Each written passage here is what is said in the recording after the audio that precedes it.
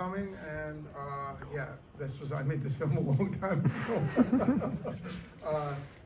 Actually, it was I just wanted to say it was a long journey, because I think I wrote some ideas down for a screenplay in, I think, 1979 or something, and then when I was at Yale Drama School, I was working with my friend Brandon Cole, and after my first year there, we did a showcase, two-act play called Steel on Steel. Years later, we did a 3-act play called Steel on Steel. Then we did a 1-act version of it called The Worker's Life, and then I decided to, put it into a screenplay form, and we were fortunate enough to get the money. I think we shot it in 1991, and then we took it to the Cannes Film Festival, where we won a nice award. And anyway, it's a film that's based on really my dad and his brothers and the whole world of construction and building, and sort of an immigrant family. I hope you enjoy it, and you can ask me any questions or criticisms afterwards. Thank you. And it's a funny story. I'll say this now. He's disgraced or whatever. But when I tried to get the money for it, Nancy Tenenbaum, who did Sexualized Videotape, took me. HBO was just fledgling, and Harvey Weinstein had a company called Miramax, and it also was bankrupt. And he wanted me to be the producer on the film, and I was in a room alone with him, and he wanted me to change the ending, say that the brothers should make up and go on and everything.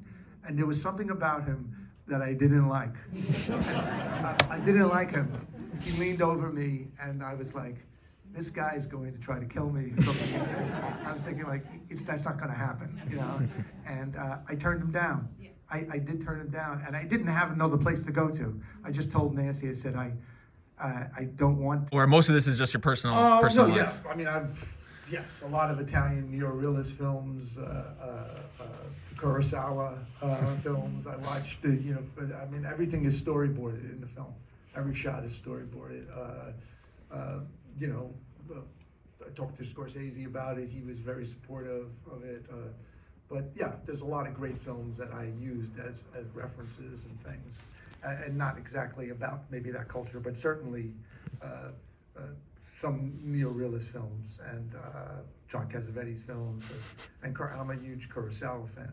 So the fight is kind of reminiscent of Rashomon, but I thought, it's, besides what it is culturally, there's just not many things about class made in America, and that's a big part of America, and there's not an exploration of that and what the cost of that is, for the good and the bad, because no one is kind of completely unflawed in film, so. I am. Maybe you are, yes. Thank you. Yes, you had a question, yes. Yeah, I just a comment. First, I was amazed by the fight scene, and I congratulate you on carrying that out. That was great. That's two good friends fighting with each other, so that helps a lot, because we were very relaxed, so that families, and still to this day, have this experience. Sometimes different, obviously, but working together, sometimes better than not. And I always thought there was something universal about it, and it's sort of an unvarnished film in many ways. It's very raw. Even when I see it now, I'm like, whoa, I couldn't do that now. And I was, it was something I always wanted. I was hoping that my dad would have been able to participate, but he passed away before that. But a lot of his friends are in the movie and stuff. His plumber and good friends and stuff. So so it's a world I grew up around, and I worked in every summer of my life until even when I was in grad school. I went to Yale and stuff. So there's a lot of real things in it. So anyway, if you have any questions, I'm more than willing to answer. If it is, I mean, it's hard to answer. Yeah. Go ahead. I see a lot of faces that I remember from Sopranos. Is that? Most of the well, Aida, yeah, my cousin is in it, and there's a guy in the back seat, Michael Imperioli. He doesn't have any. I think that's his first credit he's ever in. But yeah, but not many more. Oh, Carl Capitorno, who's the third brother. He was on it, but he was a writer. He's a wonderful writer. So yeah. This is the anti-Sopranos. Yeah, this is. Yeah, go ahead.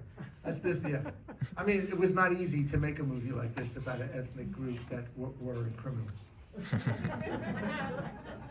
That's the truth. Yeah. Yes. Yeah. Wait. Yeah. Read this first. Yeah. On that point, Italian American culture obviously notoriously depicted through the mafia genre. Yeah. Right. You know, this is to me one of the best depictions of Italian American culture. My father shows it in his class. I was curious if you had any,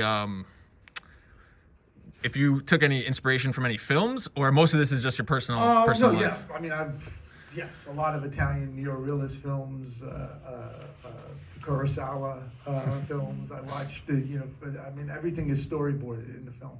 Every shot is storyboarded. I talked to Scorsese about it. He was very supportive of it. But yeah, there's a lot of great films that I used as references and things, and not exactly about maybe that culture, but certainly some neorealist films and John Cassavetes films, and I'm a huge Kurosawa fan. So the fight is kind of reminiscent of Rashomon, yeah. So it was, but I thought, it's. Besides what it is culturally, there's just not many things about class made in America, and that's a big part of America, and there's not an exploration of that and what the cost of that is, for the good and the bad, because no one is kind of completely unflawed in film, so. I am. Maybe you are, yes. Thank you. Yes, you had a question, yes. Yeah, I just a comment. First, I was amazed by the fight scene, and I congratulate you on carrying that out. That was great. That's two good friends fighting with each other, so that helps a lot, because we were very relaxed, so that's good. My question is, you have a co-writer, Brandon Cole. Right. Brandon worked for my father. Oh, is that right? He worked for my father. Brandon was a carpenter. He worked for my father. And Oleg Krupa, who plays the other boss, he worked for my father too. Yeah, so they know my father. They knew my father. My question is, I'm trying to be a playwright, and I have a co-writer now, and I wondered, did you work with Brandon on the film, or is he? I worked with Brandon on the play. He would rewrite everything I wrote, and then I took some of his, and then I rewrote everything for the screenplay. I sort of structured the screenplay, but then I showed him that, and Kathy actually was the editor of the screenplay. She helped me cut out like 50 pages. I had written another character for her, and she said it doesn't belong, and she really helped me. So. And we also, there's improvisation in the film, in a couple scenes between my brother Nicholas and Michael, that whole thing. But there's not very much improvisation. But we had a lot of rehearsal. We rehearsed for almost a year with a little video camera. Oh. And so by the end, it was just about orchestration. So, yes? It's a comment more than it's a question. And since the film is about work, I'm going to talk for a second about your work. And of all the great decisions you made in your casting and writing and however you edit it, there was something that I almost never see in films, and that's that there wasn't a texture of fabric or shoe sole or car material that didn't feel. Oh yeah, we worked really, really hard on To that. me, that takes me right out of the film, and Yeah, it's no. almost every film I see of the 50s, of the 60s, directors cannot help themselves. They want the actresses to look as beautiful as possible, so the makeup and the hair, and the clothing, the waists aren't, the pants aren't as high enough. Right. The shirts aren't schlumpy and aren't cotton enough. And this. Well, I was right in there. Donna Zakowska, who now everyone knows for Mrs. Maisel, she was my roommate at Yale, and she had a workspace, and she did the costumes, and Robin Standifer did the sets, and Ron Fortunato did the photography. But everything was based on a research we did. Like, there's paintings on the wall that my grandfather used to just paint right on the wall. And that's in the kitchen and in the house. There was even things that we had that were beautiful that we never got a chance to show.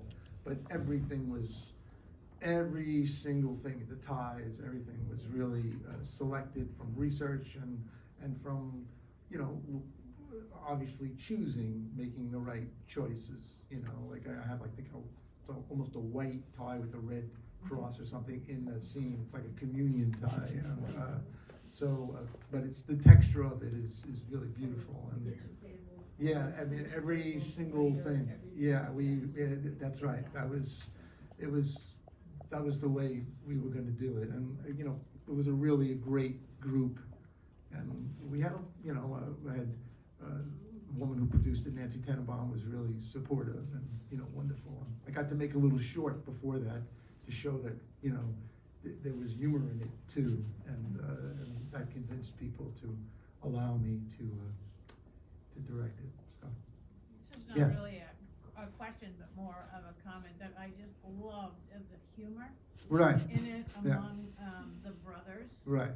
And the scene with one of your brothers trying to come onto this woman. Oh, with Ellen and, Barkin, yes. It was just hilarious. Yeah. Yeah, he's hilarious. I mean, he's one of my dear friend. Oh, We my met at goodness. New Paltz. Yeah. I know him since I'm 18 years old, Michael Guadaluca. Yeah. And that was our teacher who played our father, Joe Paparone, the guy in the coffin, and Yeah. that was actually our teacher. And so Joe's a great.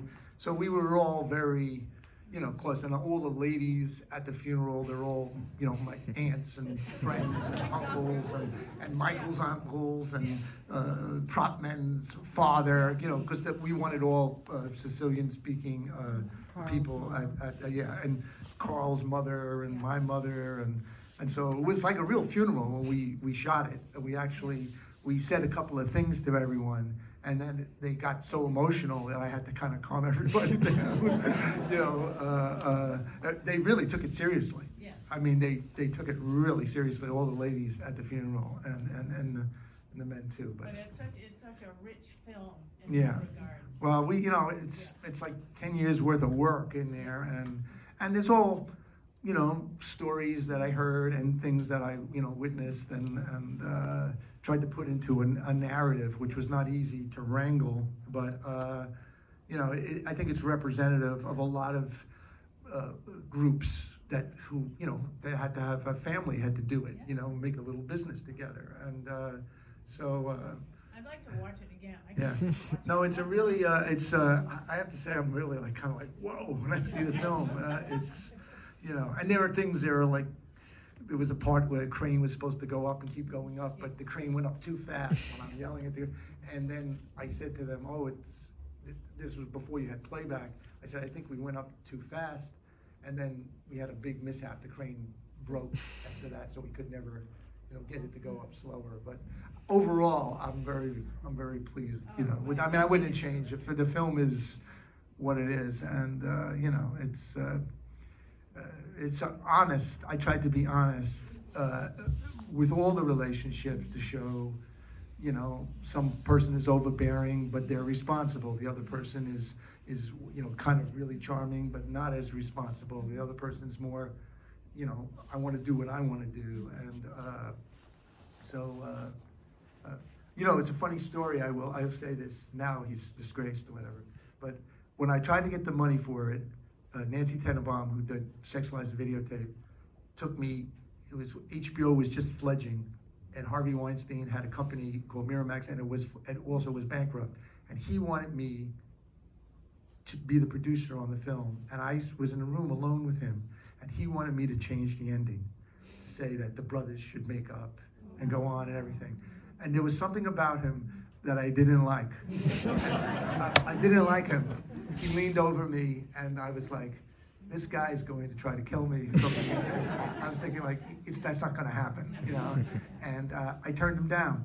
I did turn him down, and I didn't have another place to go to. I just told Nancy, I said, I don't want to change the ending, and I don't trust him at all. And when I see the film, that's what I wanted to be left with was, there's a family can break apart, but then you could form another family too, and you could pass on, what you did do together. And so to me, that was really the reason to make the movie, in a way that I think a lot of people think about the accolades, you get something, you get an award, this or that, but really it is the work, it is the doing of what you do, the joy of that. And even seeing it again, I say, oh yeah, that we did do something, we did that, we accomplished that. And I think that's a big thing that's not celebrated enough in life, when someone makes a beautiful dress, or, a beautiful table, and, you've done something that's going to stand the test of time. And, but you have to do it in the right spirit with the right people. So, yes. Speaking of which, will you talk about working with Catherine, and had you met her before, or did you meet on the Catherine phone? was my wife. We were married. Yes, Catherine was my wife. The little boy, the boy at the, with Aida, that was our son, so. Yeah. No, Catherine did she did the short, when we did the short, and we had worked together. Yes, we had done the Cavalleria, those plays a little bit. We had worked together, but this was, was really very close. We were all, close, and Kathy knew Michael, and we rehearsed it all, and yeah. So. How long did you have, were you? To 10 shoot? years- I 10 prepared Couple weeks? forever. Yeah. I prepared for a year, For like the over a shoot, year. for the To shoot. shoot, we believe it or not, in those days it was like $2.5 million, but it went a longer way. It was TriStar Columbia Home Video. That was Larry Estes, and he did a lot of independent cinema. And we shot for 45 days, which is unbelievable. Wow. The days were short because we shot outside. We got help. A lot of those construction sites are real construction sites. People said, okay, we rented it. We put an ad in the paper. We need period cars. We're making a movie about builders, and people came from all over and donated their cars, for us to help us. And a lot of the cars would die. They would drive down the block and then they would die. They never lasted long. That guy who's the bricklayer, Yeah. he's a real bricklayer. We saw him and we were like, this guy is the star of the film. I mean, to me, that's the reason to make the whole film. Watch the guy lay bricks. I was like, look at that guy's, and so there's a lot of non-actors in the film too. The guy who I had to fight with, who's up on the scaffold, he's a friend, and so we had a lot of non-actors, in the film with the actors too. So, but we were all. But I think we worked pretty well together, Kath. Do you have anything to say to that? I'm sorry. No, it was beautiful. It Yeah. was really beautiful. Where do we So- find it now, John? I mean, if I want to. You can get it on DVD or stream. I don't know where it is on streaming. It was, I don't know if it's in the MGM vault because it was Samuel Goldwyn who had it. But you can buy it. But it's I think they used to play it on HBO years ago when HBO was sort of beginning, and that's when we got a bigger audience. We didn't. Our distributor was okay, but I wish we would have gone with another one. I have to say that now. But it's a film that when people see it, they love it. But it's it's challenging in its way. It challenges it doesn't pander. And the one we're going to see this afternoon is your second film? No, that's 1, 2, what is it? Four? 3, third? Third. Third film? I think, Yeah. after Illuminata. Yeah, it's my third film, right? So, that's a little, that's kind of a musical sequel to this. No, I don't see a lot of things about working class people. Only kind of an exaggeration or whatever. So, I am interested in that. Yes. Could you comment about directing yourself and how you liked that or didn't like it? Well, I just had to do it, so I had no choice. I mean, I wouldn't have got the money. I had a little success before that, and so that was, it was one less person to talk to. The only problem is that sometimes you are in character and then you start telling people are like, whoa, you know, I remember it was not so, because you're going between being an adult and a child in a way, you know. You need the child when you're an actor, you know, to be. But I had everything very prepared. It was prepared. But there were some pretty, there was some pretty vociferous arguments at times, and I was like, yeah, I'm a little afraid of myself when I watch the movie. Anyway, yes. Yeah, I wanted to say my wife and we've been watching you in Severance. Oh, yeah. Irving, and Yeah. you're absolutely fantastic. Your Thanks. favorite part when you come on the screen. Thanks. You're so excellent. But it's interesting because I see parallels in your character now in Severance. You're kind of doing a commentary on corporate culture, and you're talking about at the end of that movie how work changes, and now it's the man who can talk, and kind of now it's corporate culture in Severance that you're kind of doing a parody of it. Well, work is a big part of our lives. Yeah. Yeah. But I mean, that's a concept. Yeah. That show. Yeah. This is real. And that's a big difference for me. I mean, people do this, you know what I mean? And they still do it every day.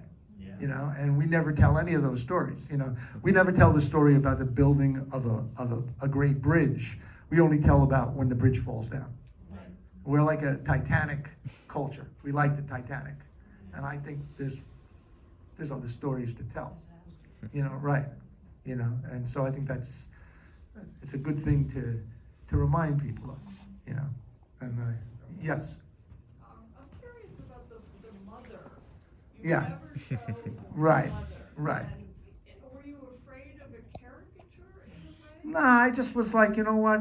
I don't know. There was something I saw short where you didn't see the person's mother; you just heard it. And I also thought like the voice of the mother that's all you need, you know, because the voice, you picture the mother.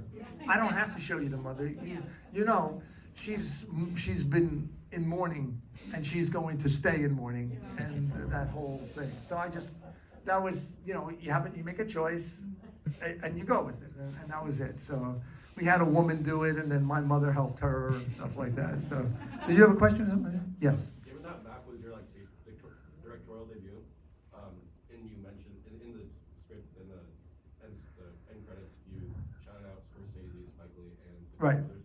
Could you talk about what like support or advice they might have given you? Well, Marty Scorsese said to me, just, you know, work with people your age. Don't work with people older, so you can discover it together.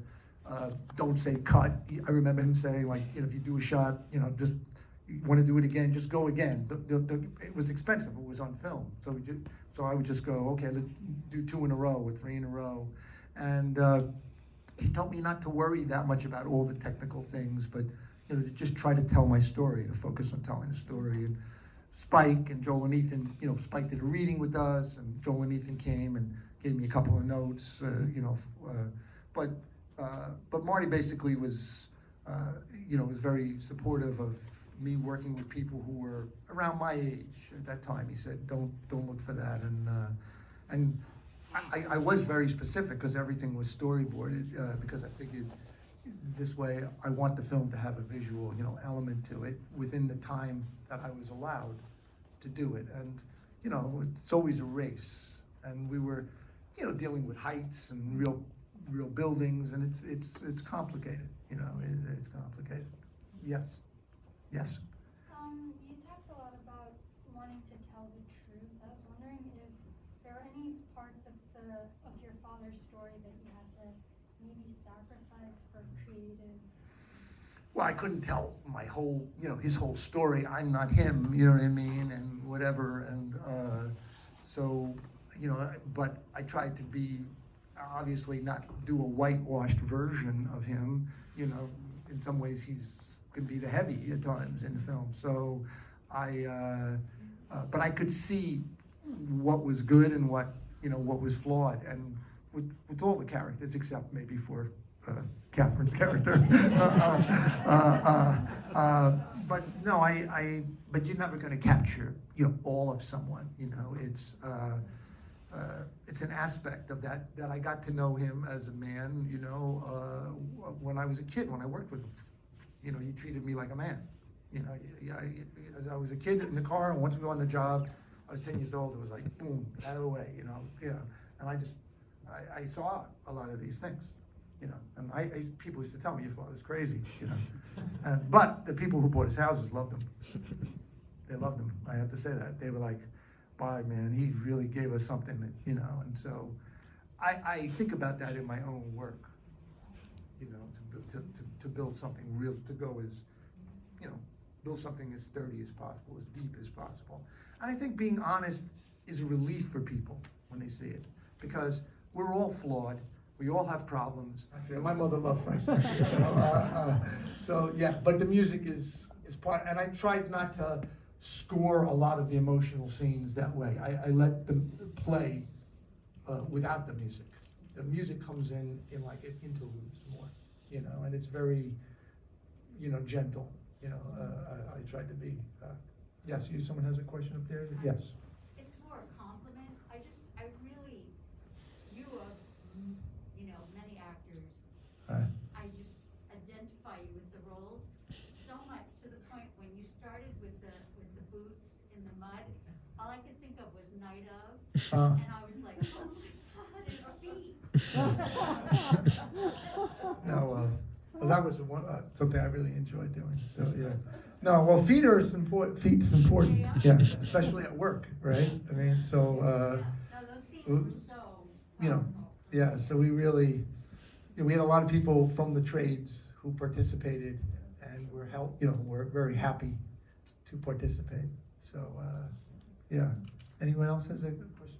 I'm looking around. I can also really emphasize those moments, and I was curious, like, where that came from. Is that just like something that you felt was very real, especially like in workforces where, you know, there's a lot of up and downs? Right. I mean, I think the workforce, there's a constant struggle, but also when you do that with a family, there's even more of that. There's more complexity to it, because you can raise your eyebrow and the other person goes, "Oh my God, you know, this means this," you know, and so you have all that baggage and all that history.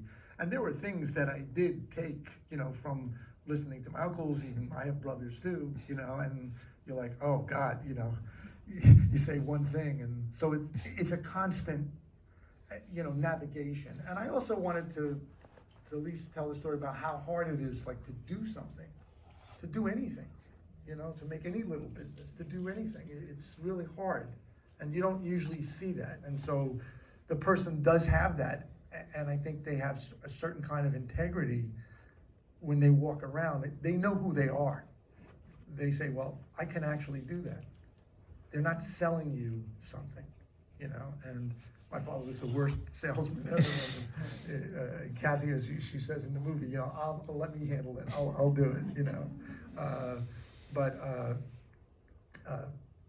that was part of the idea, I think, of it. That there wasn't you know, up and then down, you know. No. Yes. Is to compliment you on the heart and the compassion of the film. I think it's a really fine. Oh, thank you. Thank you very much. And I would assume part of that comes from the relationships that the cast members had that went far beyond assembling to do a piece of work. Oh, yeah, yeah. I mean, everyone's father was Michael's father is a carpenter. My father was a carpenter and then a builder and whatever. Carl's father also was a carpenter too. So we're all from the same. We kind of know that, and you know, tried to then then we all went to college. You know, we had a chance to be educated. So you know, you run away, you try to take a step, and then then you go, well, I want to tell the story of what I ran away from. You know what I mean? I didn't want to be a builder, you know. My father wanted me to be an architect or something, you know. So in a way, I kind of am in a different way. So you know, when I see something like that, that to me is like everyone in the movie. It's like that's Kathy and I. You know, it's like our lives a lot is reflected in that, and it's such more than being an actor in something, because you realize, well, the first time I saw this movie, I was shocked.